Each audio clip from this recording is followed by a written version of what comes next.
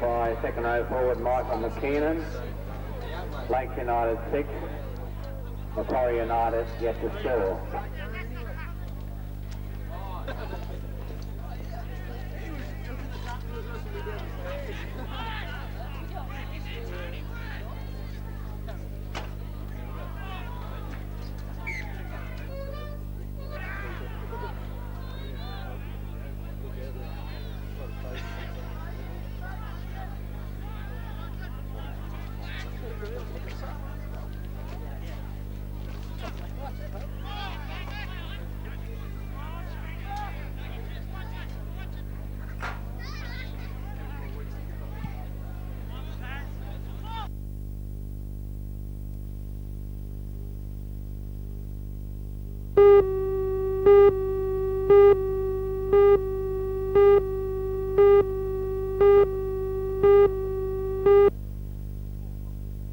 Although there was only a small congregation at Christchurch Cathedral last night, it was not a reflection of the general popularity of Easter Sunday services. The three morning services at the cathedral saw a combined attendance of 400, slightly up on last year. Most other churches also had large congregations. Last night's service at the cathedral was the Festal Evensong. The Sub-Dean Canon Pitcher spoke in his sermon about the significance of the cross to Christians. He said it was marvellous that the cross, a hideous instrument of death in Roman times, had been converted to a symbol of love and forgiveness by Christ's death and resurrection.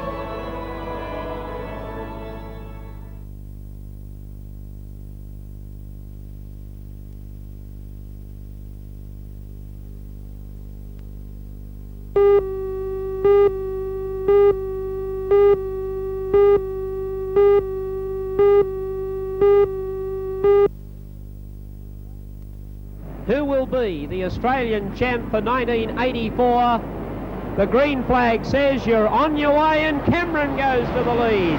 Brad Cameron shot out of the... Oh, there's trouble! There's trouble already. 1 lap to go now for Don Bowie from South Australia. Half a lap to go. He got the measure of Lloyd Thorley in the slower traffic, and he is going to come on and become the new 1984 Australian Formula 500 champion, Don Bowie, and a very elated man.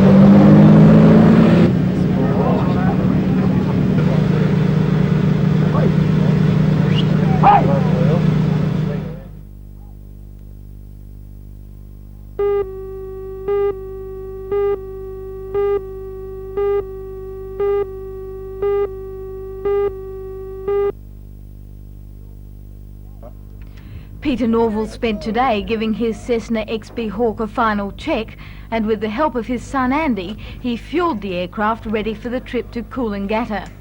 The speed record Peter will try to break is for a single-engined aircraft weighing between 750 and 1,000 kilograms. He believes the existing record of 3 days, 9 hours and 55 minutes was set by Jimmy Broadbent in 1935.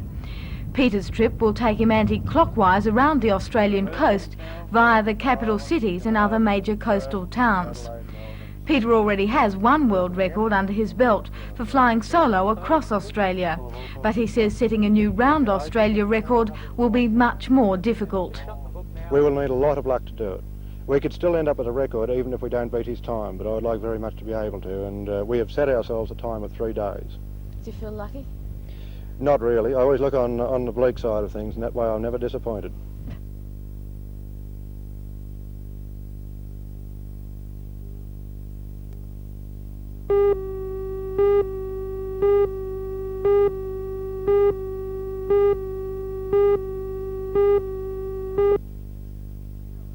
Chad Stevenson is a big fellow for his age. Although he only turned 12 last month, he already measures 178 centimetres. Chad's physique has obviously helped, for he has a lot of medals and trophies to show for just 6 years' involvement in little athletics. The Macquarie Shores Club member was part of the New South Wales team that went to Perth last week for the Australian team's championship. He came back with 3 more medals to add to his collection and 1 Australian age record.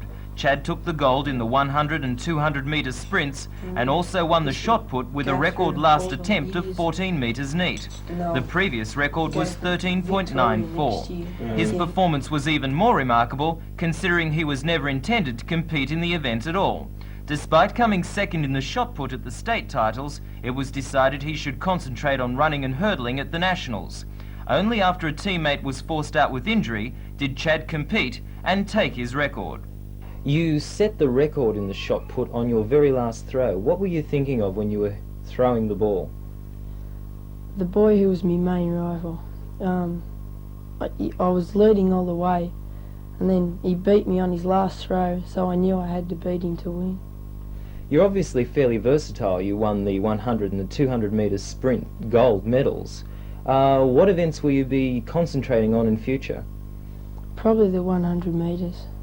Why is that?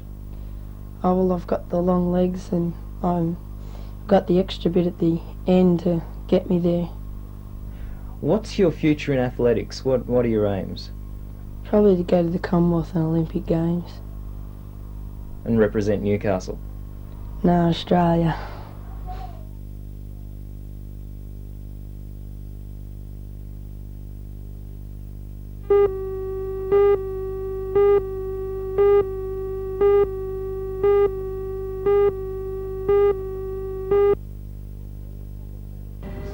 Ken, what's the Chapel Perilous about? Well, it's a story, it's an autobiographical story, or largely anyway, about a young girl's rebellion against Australian society. The play moves from the 1920s through into the 1970s, and she's a very rebellious figure, and she rebels against all forms of authority, and ultimately has to give in, I think. It's got a very big cast. Does that make it particularly suitable for students? Yes, actually, we've got an even bigger cast than it was originally written for. The play suggests that there's certain roles that should be played by one actor playing more than one part. We've split all that up, and so we're using the full resources of the cast to their limit. And how have the students coped with it? Terrific. It's a great play for students, actually. It's a lot of fun. There's lots to do. The people who are in the chorus, so-called, are never in the dressing rooms longer than a couple of minutes. They're always rushing in, changing costumes, and rushing out again. Ken, this is the 3rd time you've been back to the university since 1978. Can we see you on a regular basis from now on? Well, I hope so. Yeah.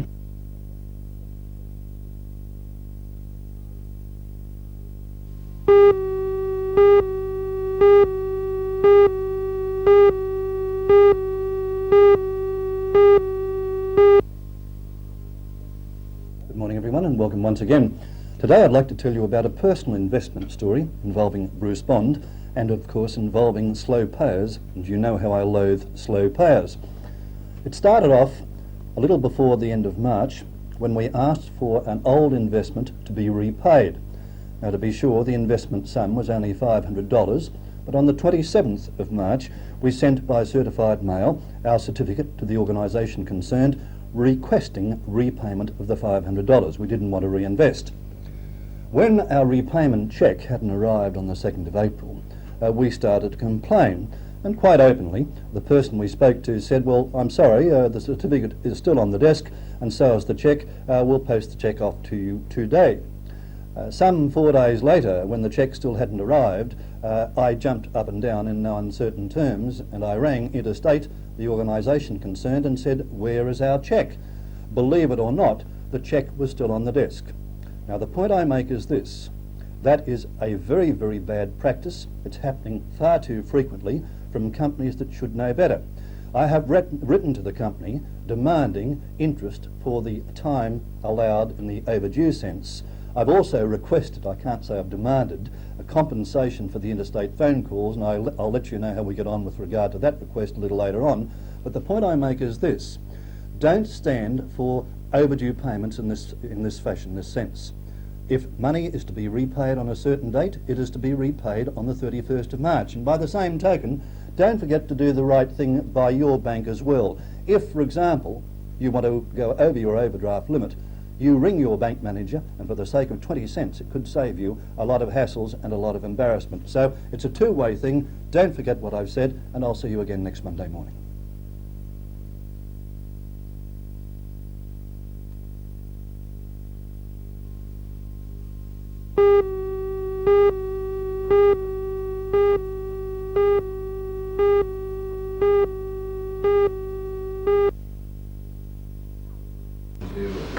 Councillors from the Parks, Carbone, Wellington, Mudgee and Merriwa Shires met with Newcastle aldermen at the City Hall today to discuss a submission to the Minister for Roads, Mr Brereton. It was decided that a delegation representing the 6 councils approach the Minister in August and ask him to approve plans for a state highway linking Newcastle and Parks. Part of the submission will be a cost-benefits analysis to be prepared by the Hunter Valley Research Foundation. The delegation will also present Mr Brereton with tourism statistics, which will be supplied by the Hunter and North Coast Tourism Authority. The proposed highway will link Newcastle and Parks through Golgong, Cassilis, Merriwa, Denman, Muswellbrook and Branxton. The project is expected to be costly, but the chairman of the Working Party, Mr Darville Baird, says it will be worth every cent. Of course, all towns on the way all pick up a bit of business, see, from the traffic. The farmers, they're all businessmen, they've got better roads to deliver their goods, one way or another, and the tourists and one thing or another. I think it'd be a great benefit to everybody concerned. Do you think the condition of the road at present is discouraging some people from using it? Absolutely. Yes, people these days, they look at their map and they pick the best road to go anywhere. You know, it's a pretty big country and there's a lot of rough roads, and a lot of this road is not too good.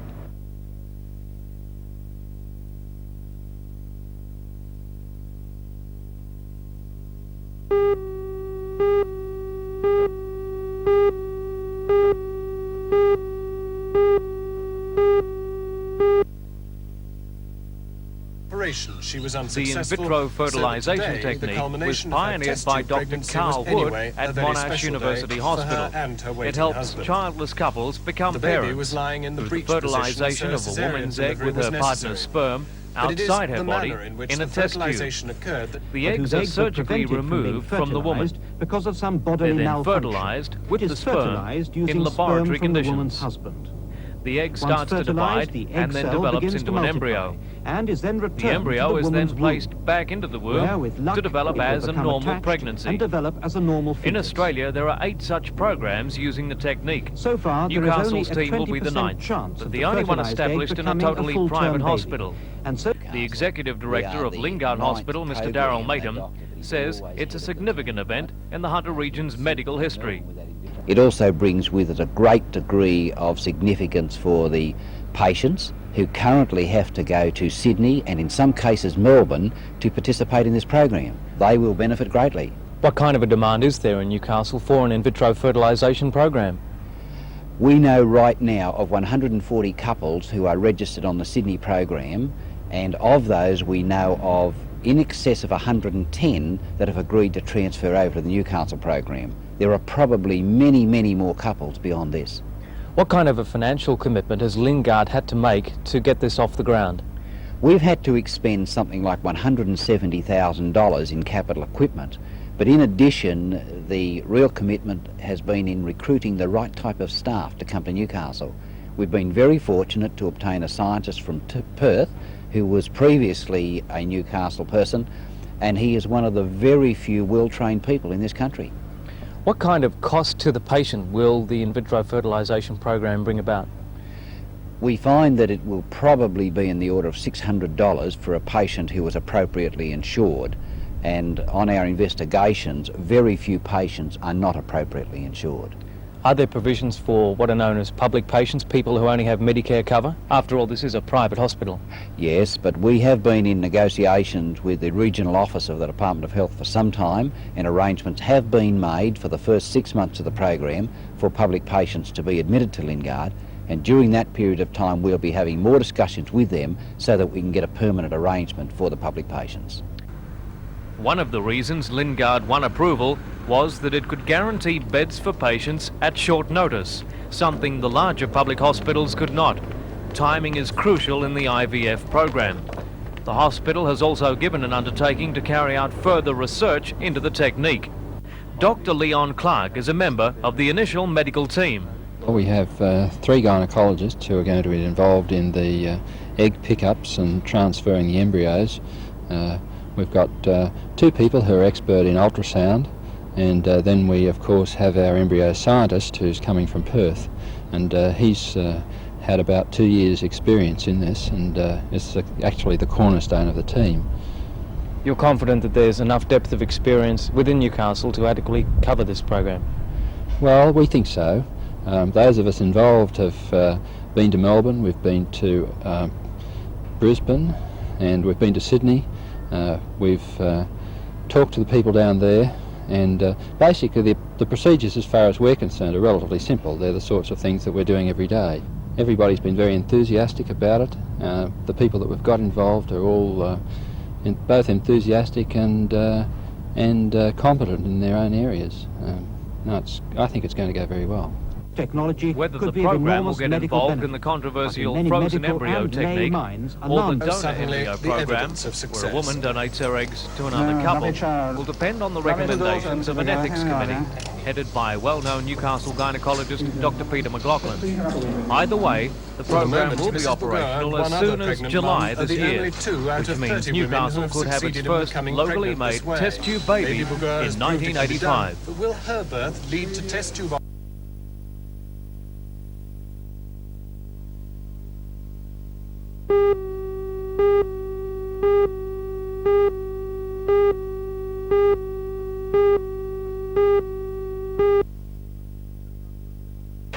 Just after receiving the good news that it's all go for the games, I caught up with 23-year-old Robert Stadton at the Junction Pool today.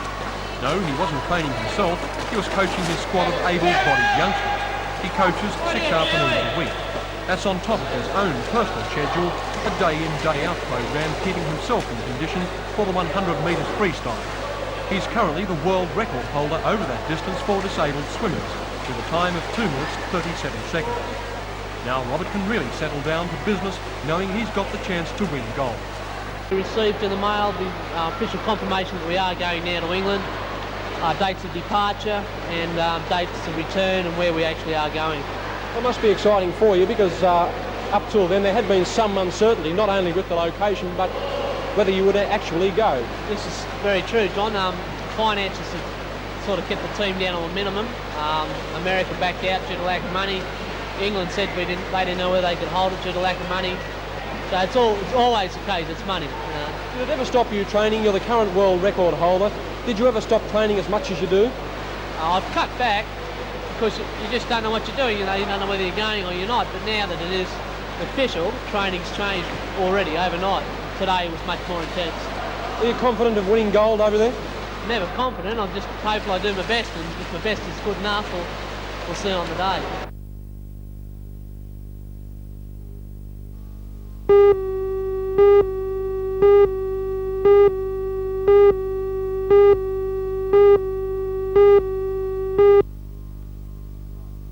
At Dixon Park Beach, board riders from 8 schools from Newcastle and the Central Coast gathered to contest the titles.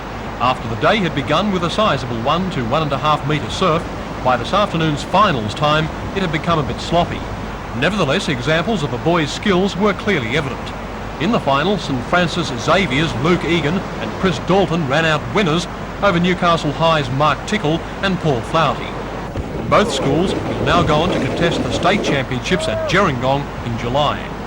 Assisting with the running of today's contest was Newcastle's former 3-times world surfboard riding champion Mark Richards. Mark, how important is school surfing for the future of Australian surfing on an international level?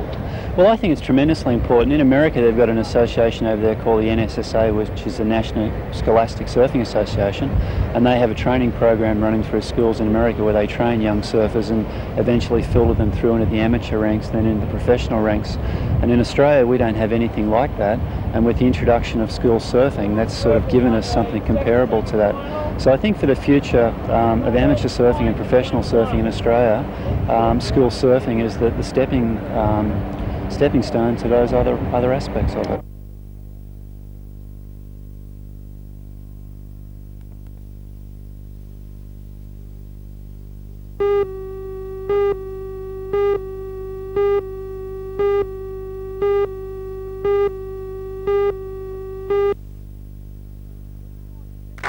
In the morning session, graduates from the teaching and arts departments were given their diplomas and degrees.